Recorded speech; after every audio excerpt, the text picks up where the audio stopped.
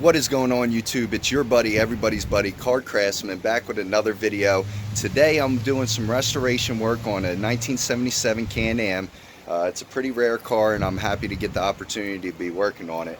And today I come across some brackets for the front bumper that are really pitted up and nicely rusted here. So I figured I'd take this opportunity to do a little review on something that people know in the restoration world here and on YouTube. It's Evaporust. I think I picked this one up at Home Depot and it's a full gallon here.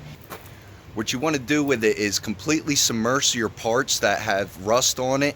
And I plan to do that with the Harbor Freight bucket that I painted here on a previous video.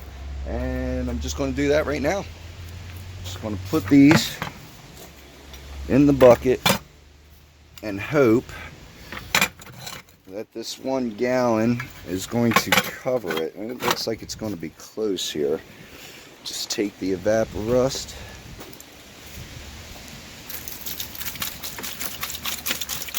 I hope it's going to submerge all here. Now it says to let it soak for 24 hours. I'm going to do at least that. And then hopefully I'm going to be able to take this out of here, put some Rust-Oleum sealer on it, and everything is going to be a-okay. Just a little bit more. Now this is water soluble, biodegradable it says and everything, so I'm actually going to put a little bit of water to completely submerge those parts, and I don't think that little bit of dilution is going to hurt too much, but we'll find out. Okay, looking at the instructions, I was a little bit wrong here. It says for small objects you want to submerge it for up to 1 to 12 hours, so I think we're going to do at least 24 just to make sure. I went ahead and diluted it a little bit, probably about a ½ gallon of water in with the full gallon of Evaporust, and we're going to see how well it works out. I'm going to put it in some warm temperature and we'll come back tomorrow and check the progress. So I added about 1 gallon of water to the Evaporust in order to completely submerge those parts, and you could see they are completely submerged. Now I also let this sit a little while longer than 12 hours. It actually set over the weekend, so we're going to see how much what is it, 72 hours does for these parts. So let's find out right now. I'm going to pull them out of there. Look at that. Definitely a huge transition. You could see all those scale pieces of rust. They just fall right off of there. That's pretty awesome if you ask me. Alright, let's see what the rest of them look like. And this stuff says you could actually reuse it. I plan on taking it through a paint strainer and cleaning out all the nasty crap on there. But yeah, clean out the nasty crap and then just try to use it for some bolts or something else. And it's looking really good so far. Oh, that rust is just falling right off. Go ahead and take a couple wipes on there. Yeah, that surface area or surface is going to prep up real nice and accept some paint.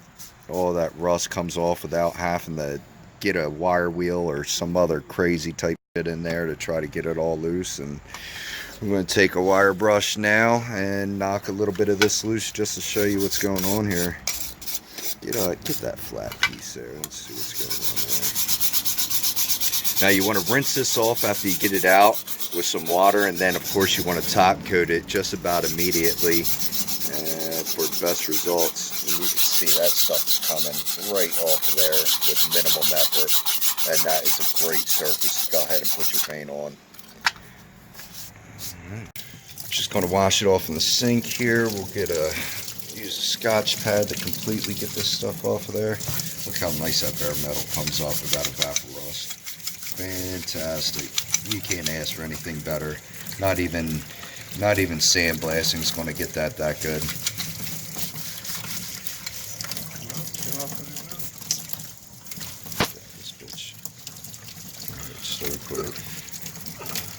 Alright, so we're going to clean up all those parts and then put some Rust-Oleum on it. This is the results. 72 hours of letting it soak, and it really knocked a lot of that rust off of there. Now you could already see it's flashing some rust on there just because it's so bare right now, and we had it under a little bit of water, so we're going to have to top coat this as soon as possible. Now it got most everything off except for the most stingent slag on there. You could probably take a hammer and really knock a lot of that loose before you submerge it in the Evaporust, but yeah, next time I'm going to have to do that. But for restoration purposes, this is fantastic. Couldn't have been happier. The sandblaster probably would get some of these bigger slag pieces if you have a big enough blaster, but I'm not too worried about it. I'll probably chip those off just by hand and then top coat it. And we're going to take some of this stuff that we have left over and filter it in a paint filter, and then just check out some of it, see what it looks like, and then I'm actually going to put the rest back in a container it came in. So Brandon, you want to do that for me? See if you can't aim good enough. Possible. Oops, looking good. All right, that's good. Let's check this out.